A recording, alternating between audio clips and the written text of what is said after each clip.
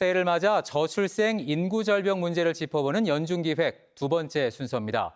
저출생 문제 해결을 위해 정부가 관련 대책을 쏟아내고 있지만 정작 아이를 낳아야 할 청년들의 반응은 냉담하기만 합니다. 저출생 고리를 끊기 위해 어떤 대책이 필요한지 남효주 기자가 취재했습니다. 대구 수성구에 사는 박신영 씨는 지난 11월 둘째를 출산했습니다. 첫째를 낳은 지 3년 만에 찾아온 두 번째 축복. 형용할 수 없을 만큼 기뻤지만 한편으로는 걱정도 앞섰습니다.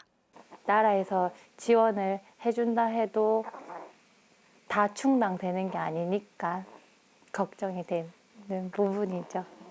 정부나 지자체에서 여러 가지 지원을 하고 있다곤 하지만 기준도 제각각인데다 일일이 찾아보기도 힘듭니다. 인터넷에 찾아보면은 요런 바우처들이 있으니까 신청해 보세요 하고 알아보면은 뭐 조건이 안 된다 하니까 되는 사람이 많이 없을 것 같아요. 새해에도 저출생 대책이 쏟아졌습니다. 부모 급여와 육아휴직 제도의 기간과 금액을 늘리고 출산 가구에 대한 주택 특별 공급과 저금리 대출도 신설하기로 했습니다. 하지만 쏟아지는 대책에도 청년들의 반응은 차갑기만 합니다. 제가 일하면서 살고 싶다는 마음이 있어서 애기 키우기는 조금 힘들 것 같다는 생각이 들었어요.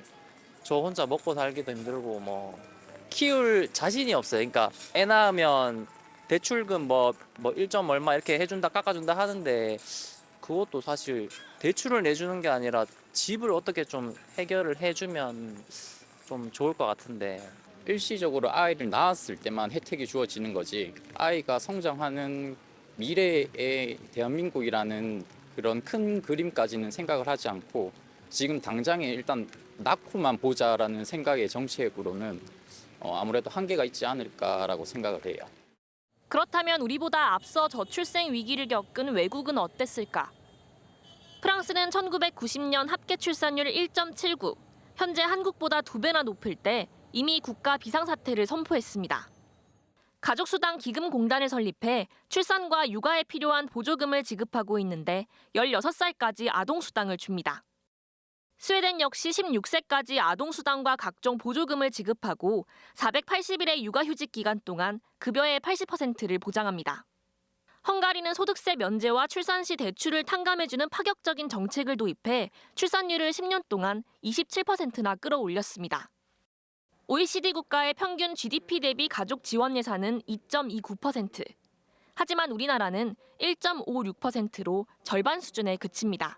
50만 원, 100만 원 더 준다고 아이를 낳겠어요? 그건 불가능한 거예요. 현실적으로 효과를 보려면은 환경과 여건이 조성이 돼야 됩니다. 그러니까 부모들이 아이를 낳아서 키우는 것이 나 자신들만의 책임이 아니고 사회와 국가가 공동으로 책임져 주는구나 하는 그런 인식이 확실하게 들어와야 어느 정도의 모멘텀이 주어지지 않을까 하는 거예요.